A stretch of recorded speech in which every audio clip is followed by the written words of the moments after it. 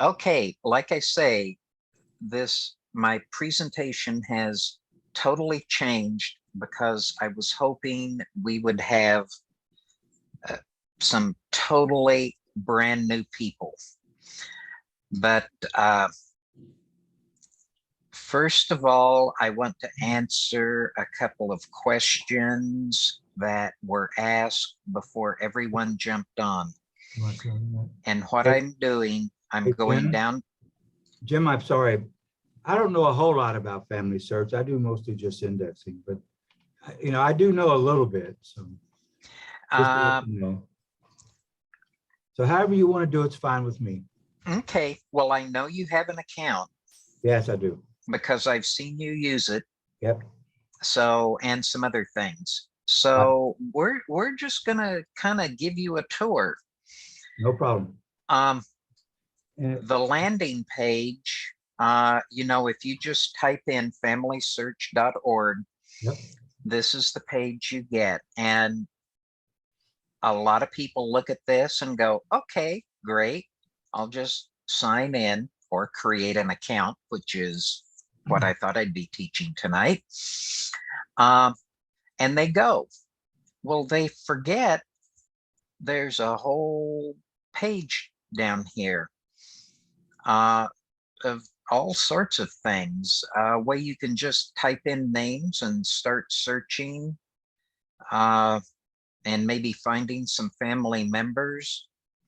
And this is all without even signing in.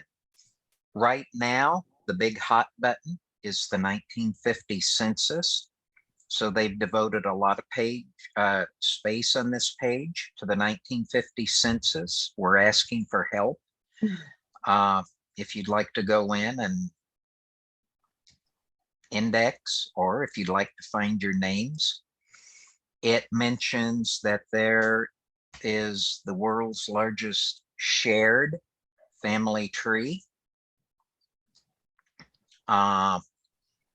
Also that it's non-profit, I said that wrong, and free.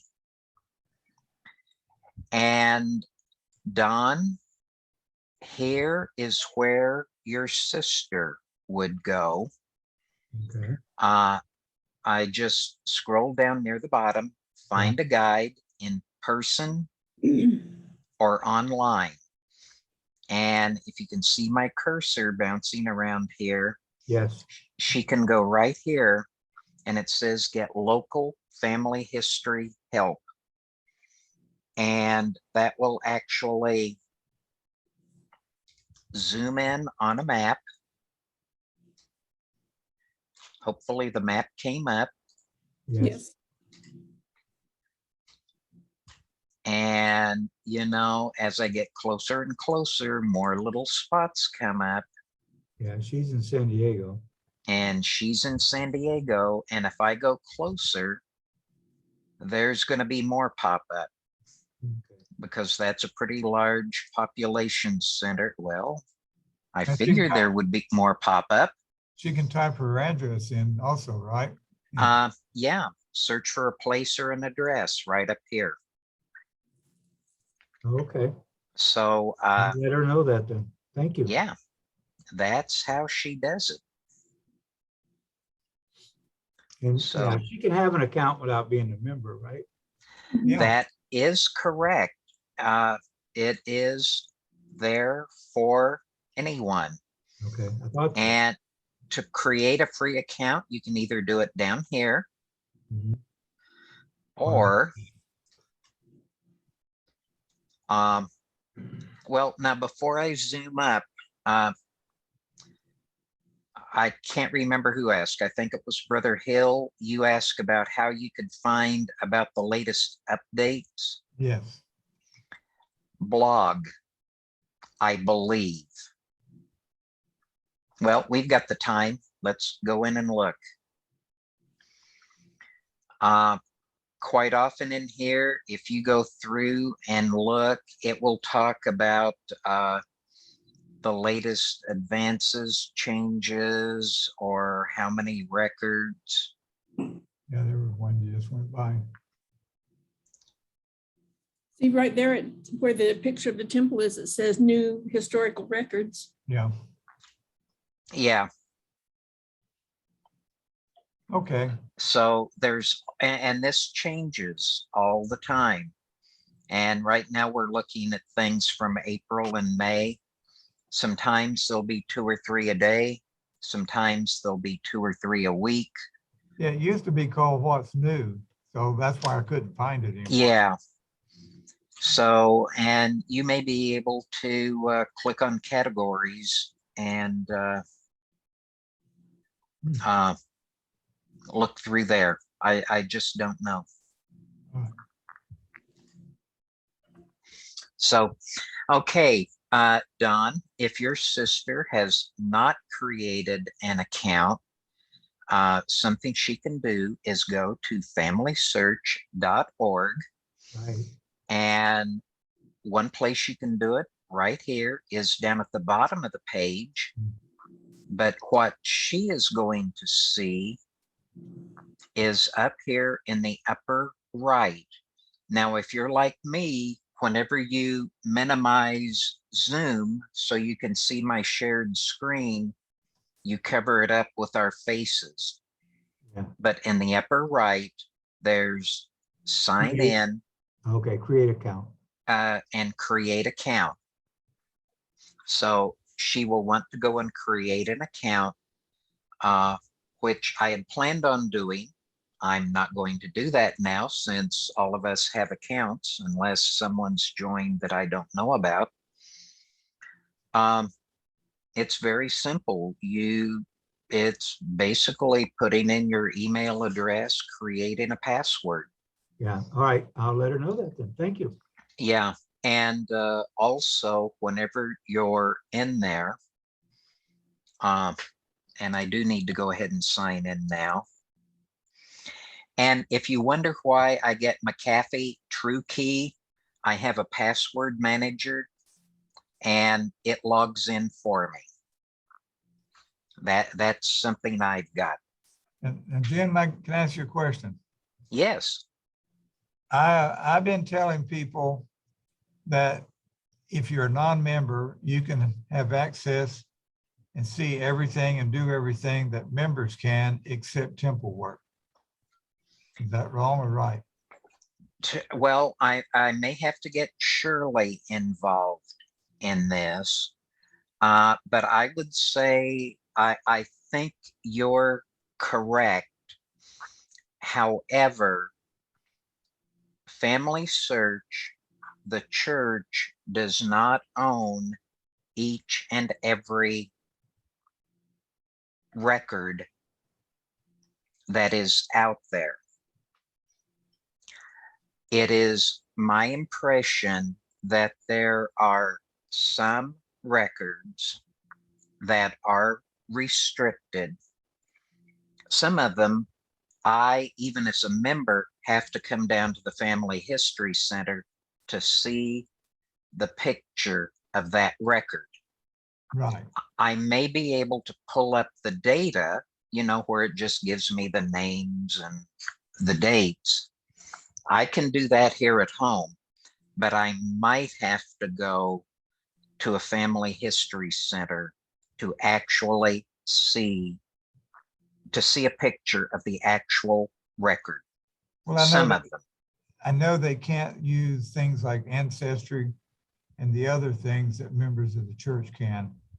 But as far as entering names and seeing family trees and all that, I'm pretty sure they see everything other than the temple information. They see everything, to my knowledge.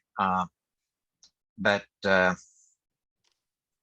yeah, Shirley, did I say that right about the records? That the actual image may be restricted, That's right.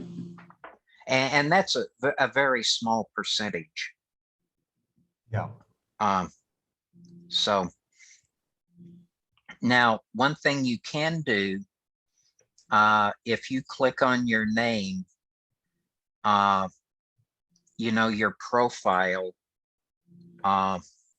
you can go in and change some settings about how private you want to be. Maybe you want your full name to show. Maybe you want an alias to show.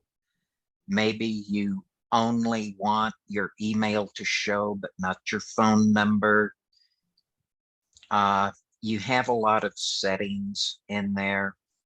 So, and you can also choose different email choices because they will mail you about once a week. Hey, we found a record. Usually on Sunday morning, they have one. Hey, we found a picture of your ancestors' gravestone. So far, every single one of them where they have told me that, it's either a picture that I took or my sister took. So, but yeah, you can do that. And, you know, there's just several settings in there that that you can do. Okay. Okay, we've answered a couple of questions that I wasn't going to turn this into a question and answer period, but we've, I mean, I was going to open it up for questions, but do we have any other questions that somebody, burning questions that somebody needs an answer for? We've got the time for it tonight.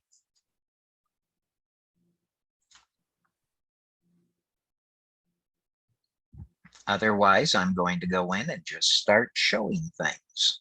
All right. Are you going to show what's on that screen? Oh, sure. After you log in, again, they want you to work on the 1950 census. There's a variety of things you can log in and do. I've been working on Clay County, Indiana, in particular, Bowling Green and Poland. It's a little eerie indexing names from my grade school teachers, my classmates, and everything else, but it's kind of fun. But one thing they do have, if you've been working on a person, they have the recent person screen here. So if you have to stop for lunch and close your computer down and they're way down in the tree, you can just come and click on them and go right to them and start working again. If you wonder what all of these pictures are, and if somebody, and you know, the family tree is a shared family tree. Well, if somebody posts a photo of somebody that's your relative, it's going to notify you on this page. And I recognize the name Lydia Ireland, but I don't know how she's related. But we can click on View My Relationship and play around. Oh, she is a wife of a a second wife. That's why. Somebody that from the early 1800s.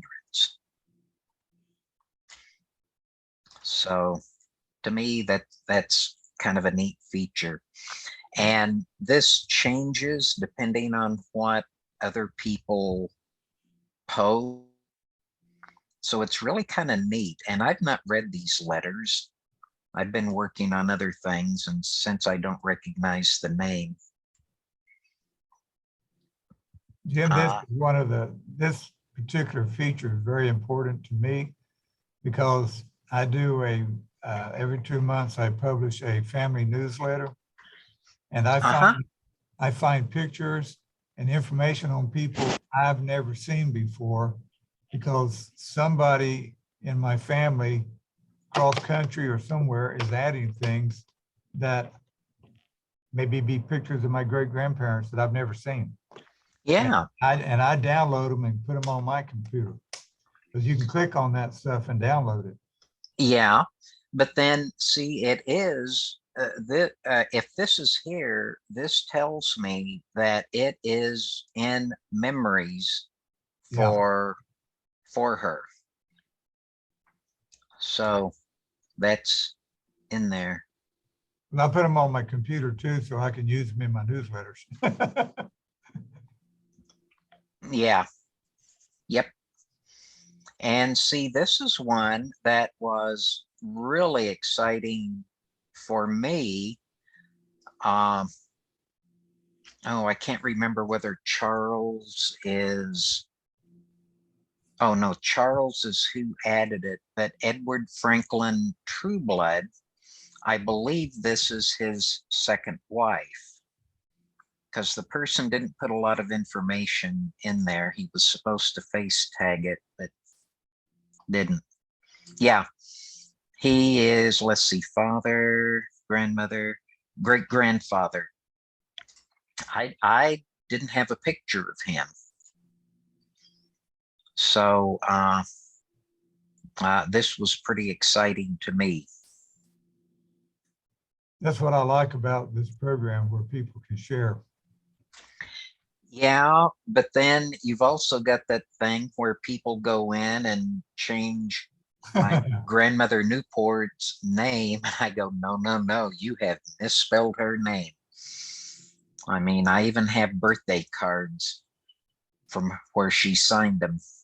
So I can prove who she was. And see, I have the problem. My middle name is Lloyd, and it's spelled L-O-Y-D-E. And my grandmother submitted everything in the church records as my name being L-L-O-Y-D, because she says I spell it wrong. Yeah, So I'm don't not find it both ways.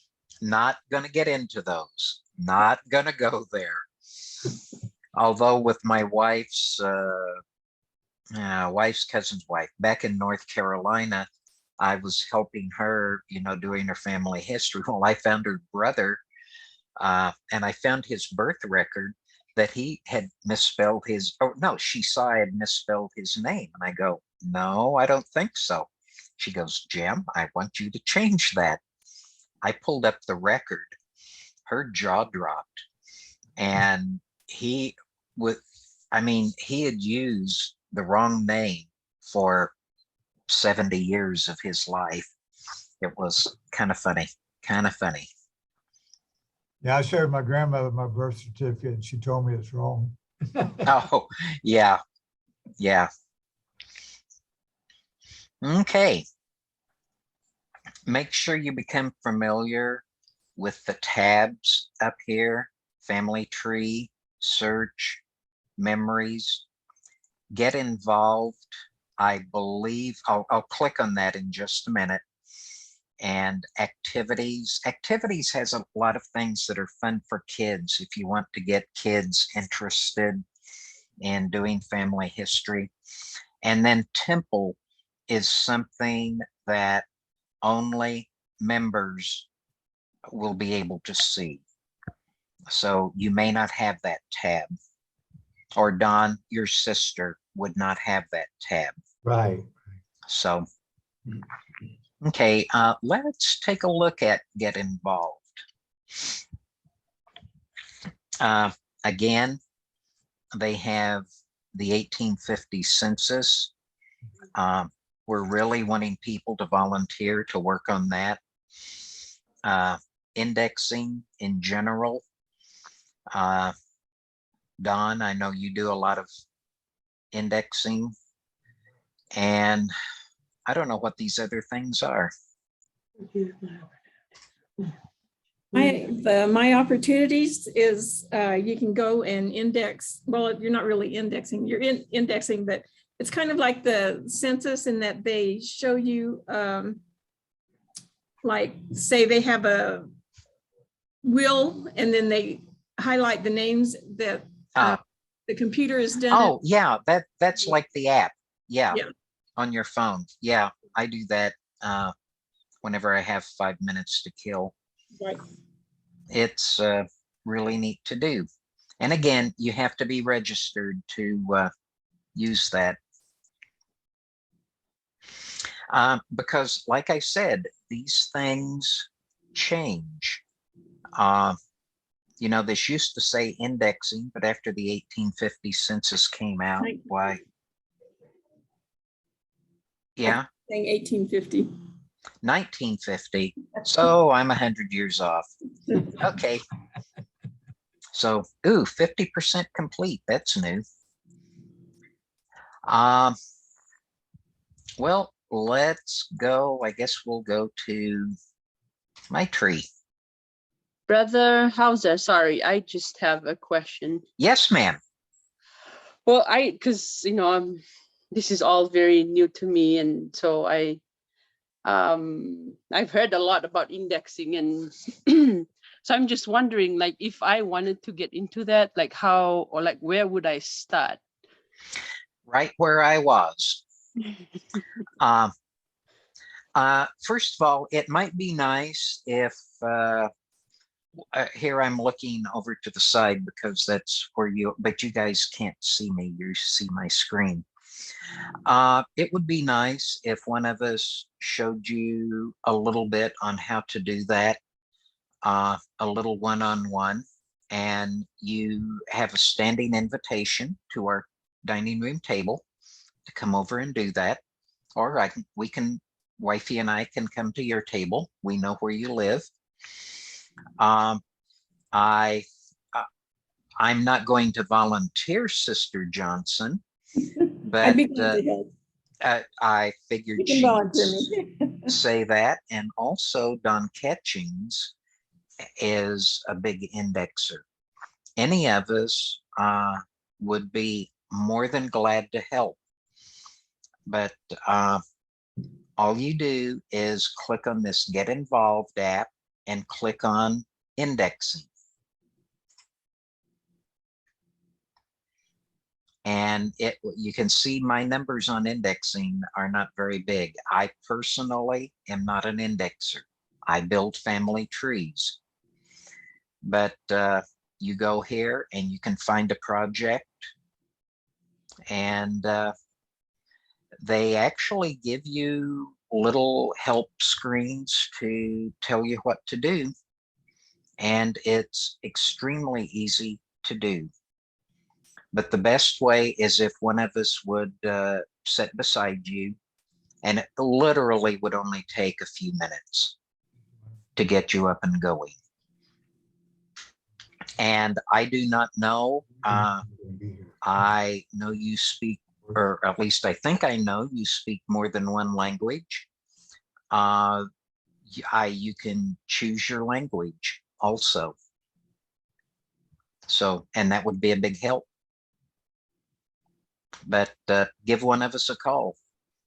Either call us, Sister Johnson, or Brother Catchings, and we would love to help you. All right, sounds That good. gets answered? Okay. Thank you. If you'd rather. Say again, Shirley. We can even do it on Zoom if she would rather. Actually, we taught a class a few months ago on indexing, and you can find that video on our YouTube channel. Or if you would like, you can just go to YouTube and search for a tutorial on indexing, and there's a couple of really good tutorials out there. All right, thanks. I'd be glad to come and help you.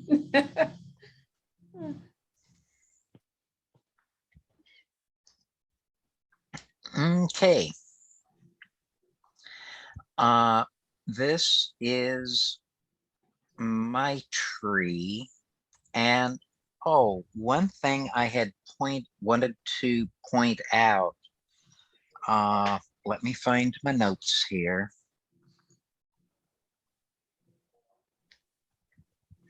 Okay, whenever just a rundown on entering people.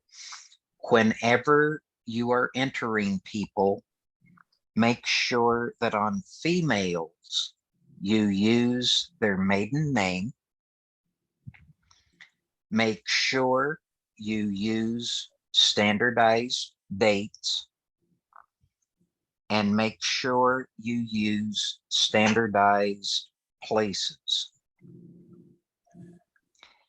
And it will help you through that. And I'll show you in just a minute. But if you type in Dallas, are we talking about Dallas, the city? Are we talking about Dallas, the county in Texas? Dallas County in Iowa?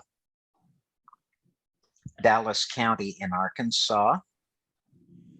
Or Dallas, a lovely little town of 4,400 in North Carolina, where we had the best Mexican food outside of Texas. So we even got to meet the mayor. But anyway, he was at the Mexican restaurant. So do use that. And what I will do,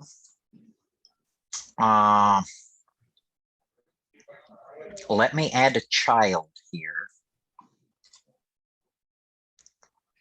And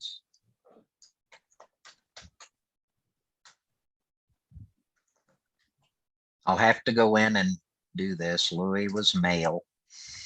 Okay, I'm going to put in a birth date.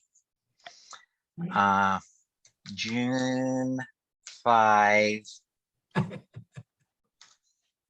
or June 4, 1927. Now, as you notice, I did that. A screen popped up down below and it gave me a standardized date. Do click on that and accept it. Will it let And you put in a date before you were born? well, this was an extraordinary child. This is actually the dog's name. Oh. But you can put in 4 June, June 4. It gets a little confusing if you put in 6-4 or 4-6. Those could be, but just about any format you put in, it will read and it will go to the standardized dates. And picking June, June the 4th is a good example. There's a big difference between 4-6 and 6-4. Yeah. So that is why they want the standardized dates. And sometimes in your records, if you have a little red exclamation mark, it's because they want you to standardize that piece of information. Yeah, I was going to try and show that, and I don't know if I can show it, but I am going to talk about that. And please remind me, Shirley, because I pretty much thrown my notes out for what I was going to do here. Okay, actually, I was born in Brazil. A lot of people don't know that. Who's laughing? Not me. Okay, because I can pull up my birth certificate and show you and prove it. Oh, okay. I thought. So don't get me going here. But I just typed in Brazil and it's asking, is it Brazil the county or the country? Or the Brazil? I didn't even know there was a Brazil in Ireland. Or Trinidad, Tobago. Oh, I didn't know there was a Brazil, Oklahoma. I may have to go. But anyway, I was born in Brazil, Indiana.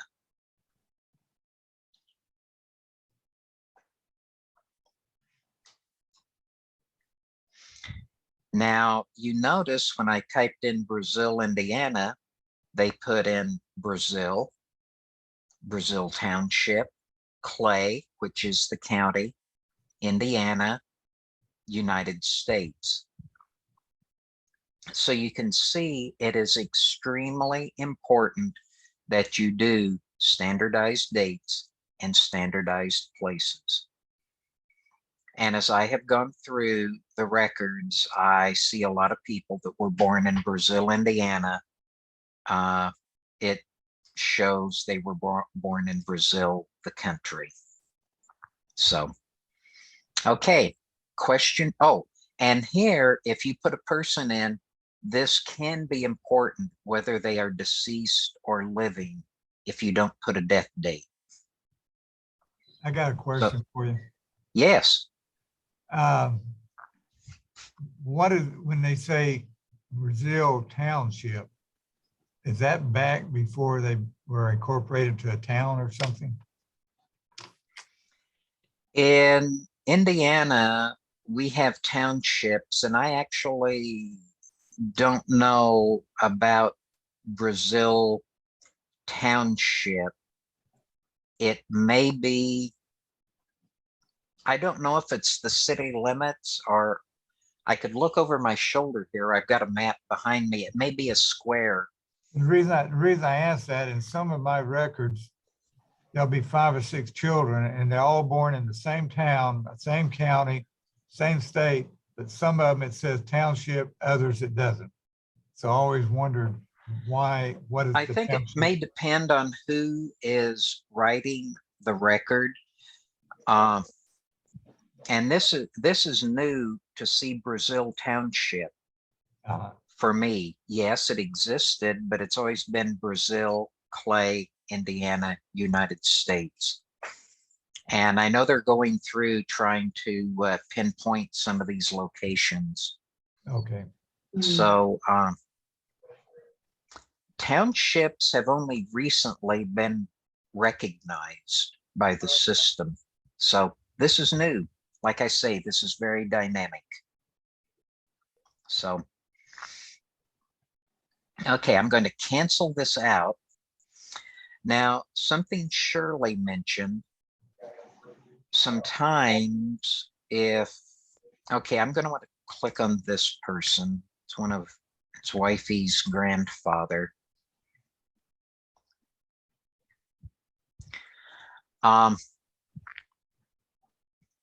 If you noticed by his name, when I was back there, there was a little blue icon. Whenever it basically is just letting me know there's some sort of hint. Now that I've pulled him up, it gives me a whole series. The little blue one with a little bitty picture, it kind of looks like it might be some sort of a record, tells me that there is a record hint. And in this case, it's something in North Carolina deaths and burials. This one will probably be his death certificate. I don't know. For right now, I'm not going to click on it, but it also has a little signpost, little purple signpost that is kind of pointing the way that we need to look for something else. The system thinks he may have another wife, and it's giving you a warning. So the program will actually help you look for information. It will give you a direction to go. It's a signpost. And then something Shirley mentioned, sometimes you will have a red exclamation mark up here, or sometimes it may be maybe down at their marriage place. It may say, there's something here and we don't like it. Now, I'm actually surprised we don't have that here where it says Elizabethtown, North Carolina. And what that red exclamation mark is saying, you need to look at that date, you need to look at that place, you need to standardize it. And we're actually going to do that on this one, because that is wrong. And it's giving the standardized place, Elizabethtown, Bladen for the county, North Carolina, United States.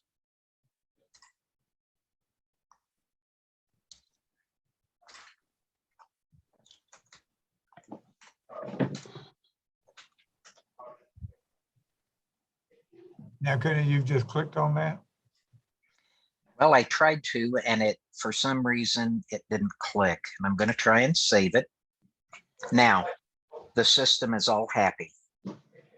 City, county, state, country. We're good. Okay, let's take a look at one of these death records, because I'm down to like just 10 minutes left. We'll take a look at one record, and then we're going to look at some other things.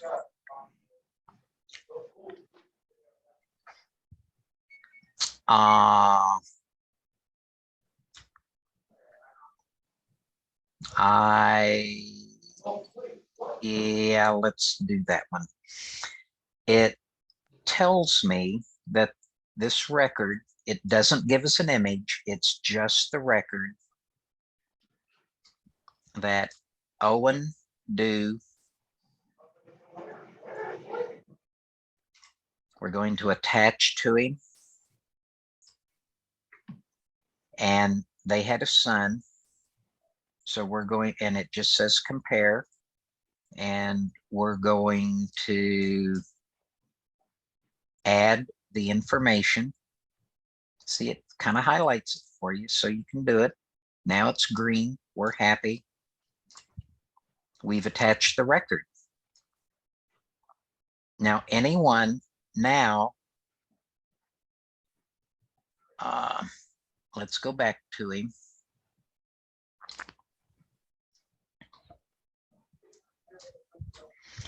They can go, well, I didn't close it down. They can look at the sources for Owen James Dew. And here is the whole list of sources that are attached to him. 1900 census, 1910 draft registration, some Army records, the 1920 census, and we go on. There's 31 different records that are on there for him. Now, the other thing I want to show you is memories. And Shirley, let me know if I'm doing this right and if I issue the challenge right. Okay. These are photos or memories, clicking on the memory tab, that we have added for her grandfather. This is Wifey's grandfather. And whenever we put these in here, and because he has a death date, you know, anyone can go in and look at Owen James Dew, and they can click on this photo. They can click on this photo. Snowing. Let's try that again. There he is. And see, we do have him tagged. It is him. And something really neat that you can do is you can add tags. You can put in dates, places, description, like this could be in his World War I uniform. You know, you can tell stories here. You can add the story. You can also create albums if you maybe have a theme. You know, I don't know, whatever you want, you can do that. Now, Jim, Picture can I ask you a question there? Yes. Go back down to who submitted it. And if you Yeah. click on that person's name, can you email them and work one-on-one with them? Well, I wouldn't. I just talk over my right shoulder. But yes, I was just bringing that up because they could know that somebody, like sometimes I have people go, well, how did that get in there? And I said, well, contact those people. Maybe you can work together. Exactly. Exactly. Like some of those photos that came up at the beginning. You know, I had not seen that photo of my grandfather. Right. So, you know, that was pretty neat to have in there. Because if somebody's putting this stuff in, they're probably working on the same line you are. Exactly. Exactly. So, Another neat feature is you talked about it. You can add a story. You can even do an audio story, and like, you know, if you, like my grandmother just lived down the road about a quarter of a mile from us, and we had a dirt road that went between our houses. So my mom could watch us walk down there to my grandma's house. And she had a big mulberry tree that we would go and pick mulberries, and then she'd make a mulberry pie. oh, That's one of the things that you know, it's a real short story, but it was, you know, it was something that all of us kids did at one time or another. And so I put that in there as a recording, so you can hear my voice telling the story, but it's also a personal story, you know, and it makes it a little bit more personal, I guess, when you can hear somebody tell a story in their own words. and you know, I'm sure that Andy's kids and Katie. yeah, up in Denison, your daughter up there, Katie. Katie, yeah, you know, their kids would love to hear Nana telling that story about the mulberries, Yeah. Mhm. and they will be able to go in and hear that. So Mhm. that's pretty neat. I personally have not done that, but in memories, I have posted some of the stories. My mom wrote up a bunch of things, and I typed it up and put it in there under her, so that you can go in and read it. Several pages long.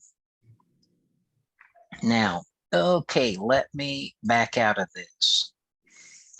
At this point, since we're talking about memories, and some of you I can see, not everybody has their camera on, but the Johnsons, actually, I think it was John came up with this one, and he's not here, so we can blame him. We're giving you an assignment, or perhaps a challenge. And we were really hoping we would have some new people in, but it's still good to do because not everybody uses the memories.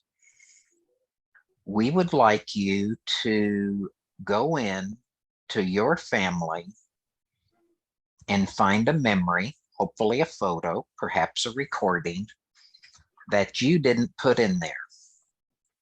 And Shirley, are you guys going to want them to give just a little 2-minute report on it next week or Sure. 2 weeks? Yep, that's what we had talked about. Did I do that right? Yes, that was perfect. Oh, well, thank you very much. But yeah, it's kind of fun, and you know, you may find a photo or a story pop up that you didn't know about. And how were we going to do that? Were you going to Shirley, were you going to check with people to see if they wanted to share? I can do that. Was that what I don't know what we talked about.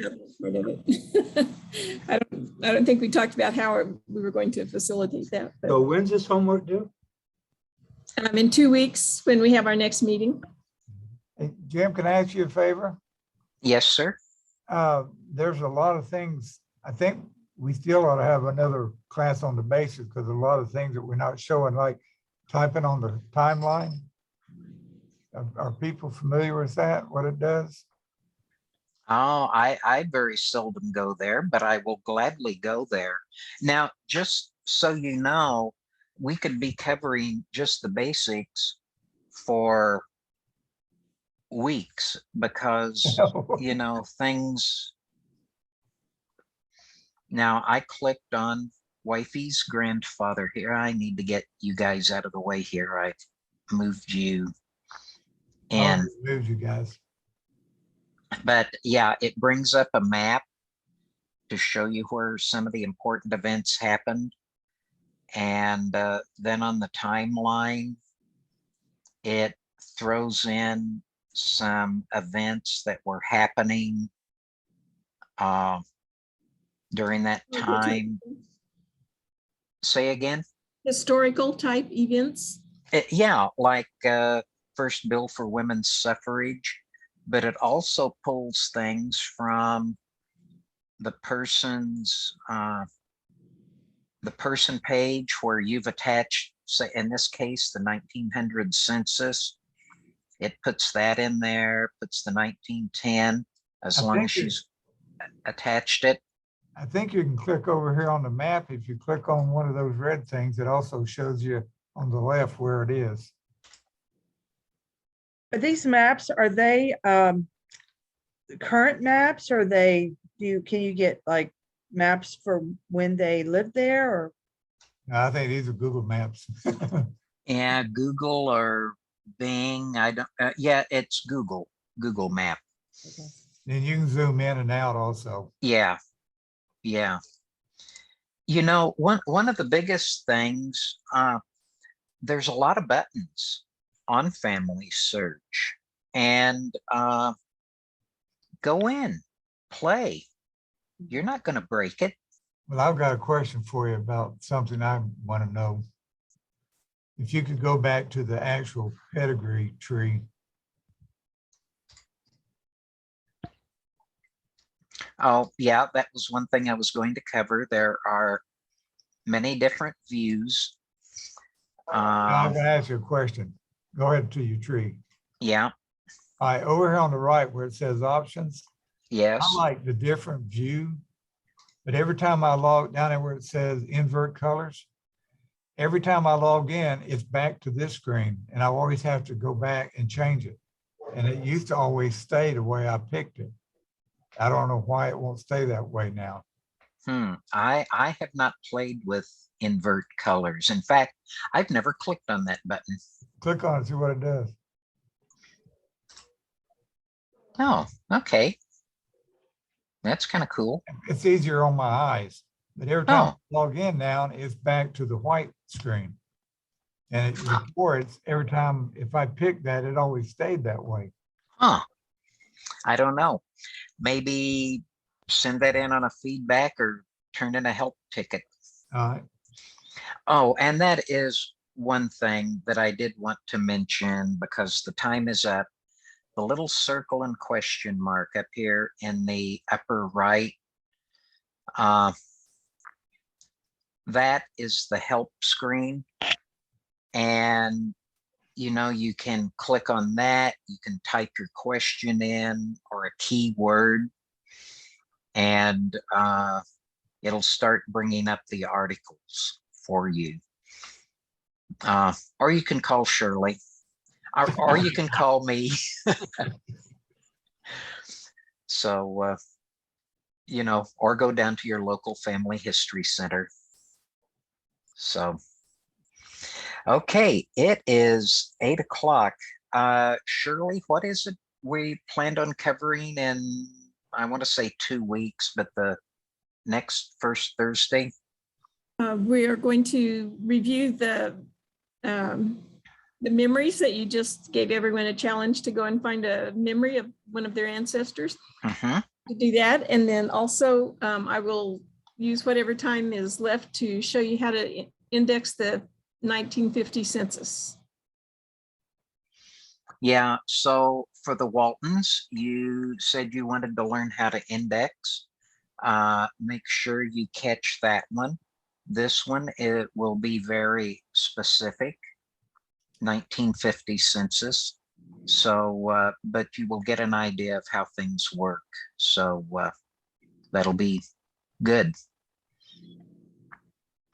Any other questions out there?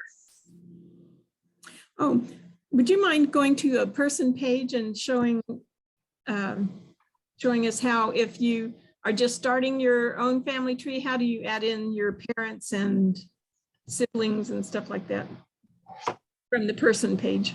From the person page, okay.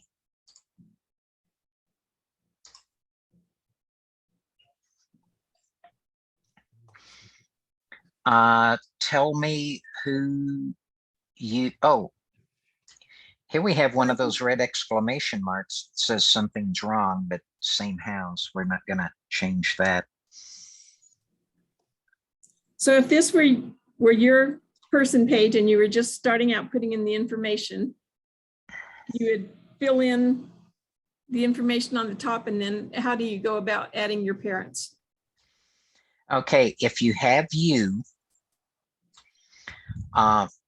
you know, right here, you can, right over here, it says add parent. And you can just click on that and you could add another set of parents. And in fact, whenever you log in, if you are logging in for the first time, it walks you through it. Which, go ahead. I was gonna say, that's kind of important because if you got someone that's been married 3 or 4 times, I usually put every one of the other husbands or wives, but then you can also select which one you want to show up on the pedigree chart. That is true. Oops, need to get rid of that. That's my, this one is the marriage that I descend from. So I have preferred here. So that is the one that always pops up. So true. And you know, just to add children, you just click on the add there. And there's the mysterious Walter Bryant. I'm trying to find him in the 1950. So he's got some big holes on him. Interesting person there. My dad was married 7 times, so Oh my goodness. That'll give you a long page. I don't know how many Mother's Day cards to buy. But he married my real mother 4 times. Oh, Yes, my. couldn't make it. So, okie dokie. I have a question on if we've got an adoption. Where do you Yes, Go to put them in. yes. What's the question? An adoption. Same as guardianship. If you click on the little edit button by the person, Uh-huh. up here, it says add relationship type. Do you see that? Yes. And you do it for both the mother and the father, because it might be a step relationship. It might be adoption. And if you bring up this window, you have choices of adoptive, biological, foster, guardianship, step. Okay. Good to know. Now, whenever you do those, I didn't know that. okay, I want to cancel this. Sometimes you will get a red exclamation mark. In case it was a stepchild, it may say, hey, this is wrong. The child was born 10 years before the marriage. Well, that is a true relationship because it's looking at the wrong marriage. But it gives you that little warning. Okay. And if you have any trouble doing that, just let me know and we can talk you through it for real. Okay. There's always the notes you can write explanations in. Oh, yeah. Yeah. Just about everything you do, if you attach a record, there's room for a note. If you change a relationship, like it was covered up, but where I was playing with the guardianship or step, it says why. Why is this correct? So See, and to me, reason this information is correct, and it gives you 2,000 characters to do that in. I have a sister that her and her husband was married in 1958. They were married 30 years, had 4 children, and got divorced. 2 years later, they remarried, and they married on their anniversary. So if somebody was to look at that date, it's going to have the months and the year the same. I mean, the months and the date the same, and the years are going to be different. And somebody's going to think it's an error. So I went in and explained that in the notes so that someone won't go in there and change it. Exactly. Because like with my grandfather, Preston Newport, a lot of people do not know about that child they had for just a while. So Yeah. anyway, he's an interesting and- story. And when you enter records, to me, is you got to remember, you may understand what you're doing, but somebody else reading it won't understand what you're thinking. So it's important to explain things sometimes. Very good point. Good point. So, okay,